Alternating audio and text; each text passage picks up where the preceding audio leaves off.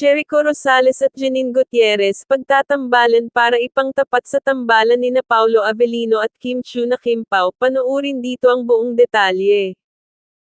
Malakas ang usap-usapan ngayon na mayroong bagong tambalan o love team ang binubuo ang ABS-CBN para pangtapat sa sikat na love team ngayon nina Paulo Avellino at Kim Chiu na Kim Pao. Mula sa ibinalita ng Abante, isang bagong love team ang binubuo ngayon ng ABS-CBN na maaaring gawing pangtapat sa maingay na love team ngayon na Kim Pao.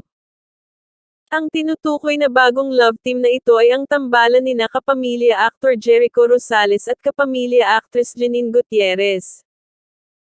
Pinangalanan ang kanilang love team na Ekonin, na pinag-combine na pangalan nilang dalawa. Pinlano na umano ng management na isabong ito sa Kim Pao. Magtatambal ang dalawa sa kanilang upcoming teleserye mula sa Dreamscape Entertainment ng ABS-CBN na may pamagat na Lavender Fields.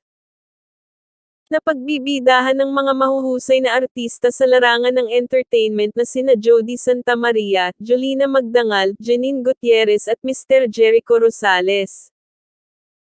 Halo-halong komento naman nga mula sa mga netizens ang naging reaksyon nila dito. Ang iba ang sinasabi ay wala anong makakapantay at makakatalo sa love team na Kim Pao, dahil may mga napatunayan na umano ang mga ito kaya't hindi na kailangan pa umano i-compare at isabang pa sa ibang love team.